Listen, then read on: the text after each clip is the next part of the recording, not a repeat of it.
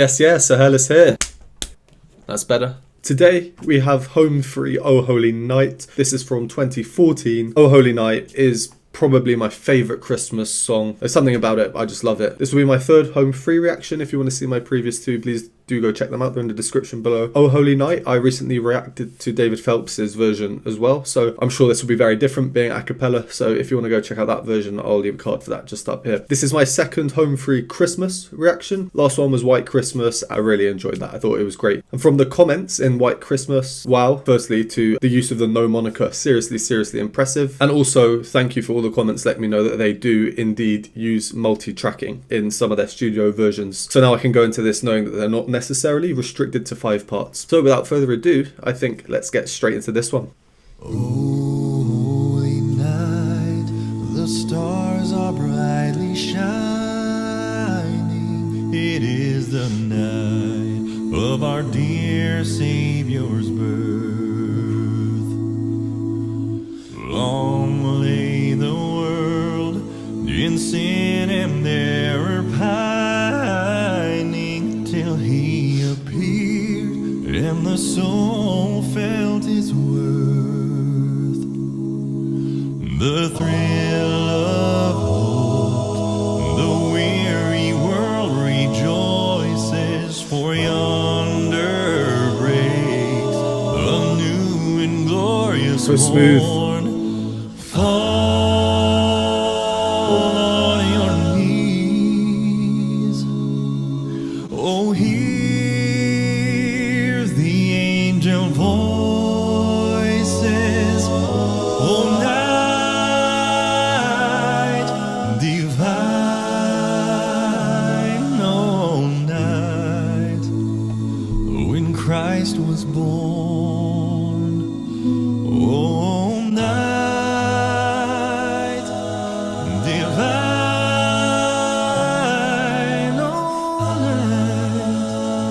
oh, night divine.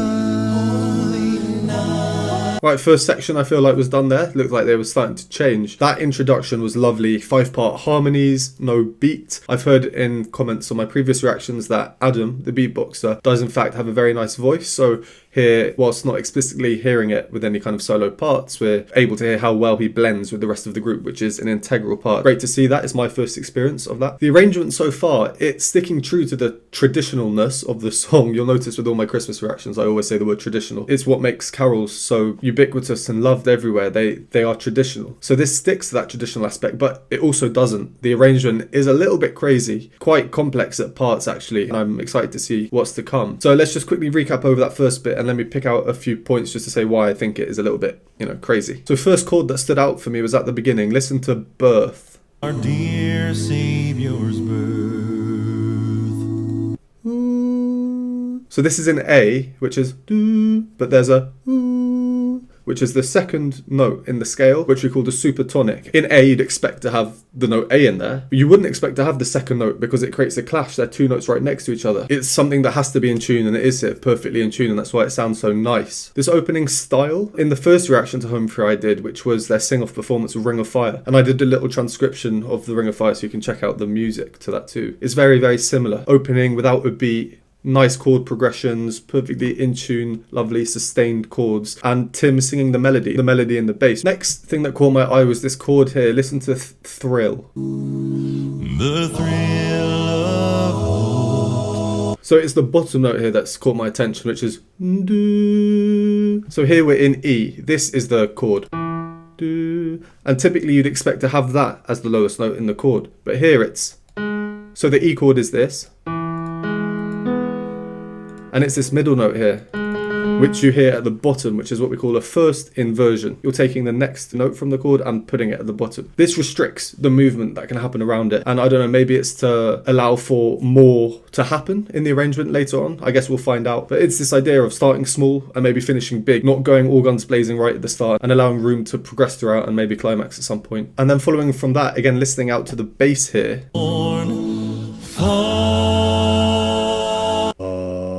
Tim has the melody here. So is this multi-tracked? Is that Tim having recorded that bass part and now he's singing on top of it? Or is Chris perhaps covering that bass part? Let me know. And then finally, I want to point out the second chord on the word night. Oh, night.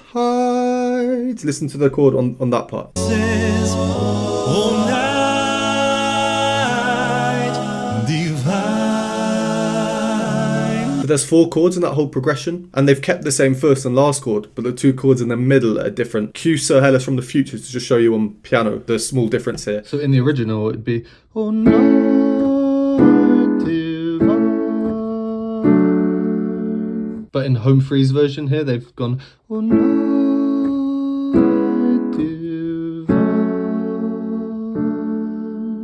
I really like it. It's enough of a difference to make you think, oh, that's nice, but not enough of a difference to make you think, oh, they've completely changed the song. Okay, let's carry on from where we left off. Oh night divine, holy night, holy night, holy, oh holy night, so night divine. Oh holy night, the stars are brightly shining. It is the night of our dear Savior's birth. Long lay the world in sin and error pining, till He appeared and the soul felt its worth. The thrill of hope. Okay, it's changing into an arpeggiated bit. There are a few things I wanted to pick out there as well. It's Austin time now with the melody. Love to see it. Austin's voice blends so well with Rob's really high tenor here. Rob's kind of floating his voice and Austin's using his falsetto. Austin with and Rob with oh holy night. With an all-male group, when you have the guys singing the upper registers there, having their voices blend and work together so nicely, it's essential. This part really caught my eye as well. Is it Adam who's doing these arrangements? If so, he loves the dominant 7th.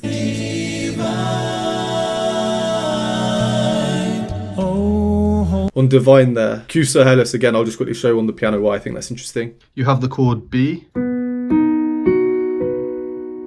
but then you make it B7 by putting in the 7th note.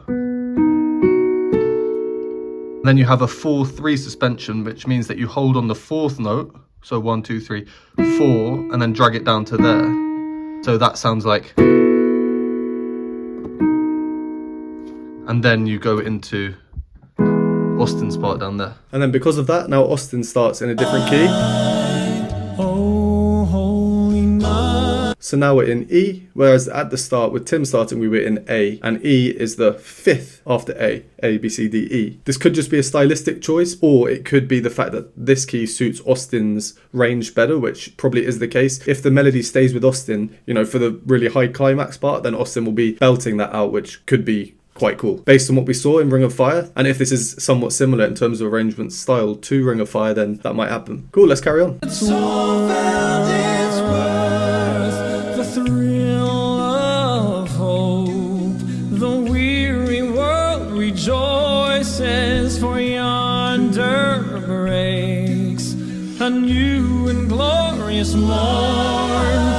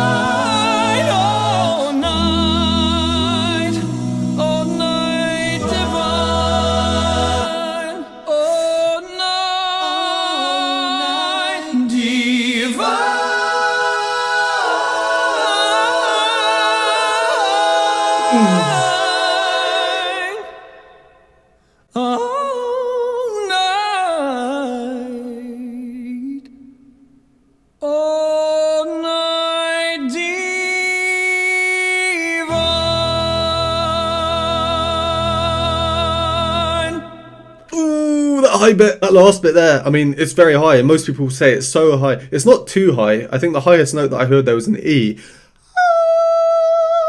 It's whoever has the note underneath that is the really impressive part to me, because it's sung in a different type of voice. I think it's Austin belting out with his chest voice on a B there, which if it is, it means someone else has the but wow, what that is a climax if I ever saw one. Let's just go over that last section then and pick out the main points from there. So it starts out with that nice arpeggiated section, and I can really hear Adam's part now. He has a really nice clear voice. The thrill of wonder.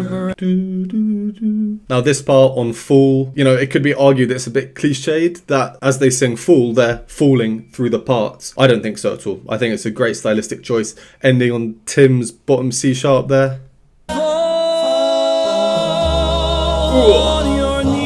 That's low. It's nice. On voices, again, I just want to point out Rob and Austin's synergy. They have this really nice suspended clash.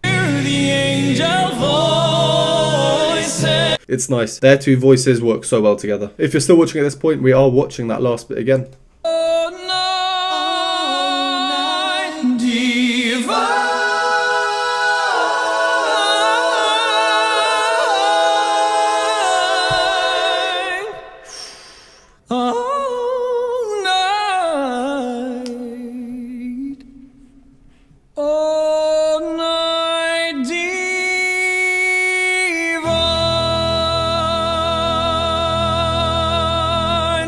And then just a nice pure last chord, nothing fancy there. Austin though, what a voice, what an asset he is. Again, just as we saw in Ring of Fire in the higher part, and I'm sure I'll notice that in many future home free reactions. Right, I think that's enough for that one. Really, really enjoyed that. Don't need to say anymore. As always, thank you very much for watching. Would appreciate a like, subscribe, and I will see you next time.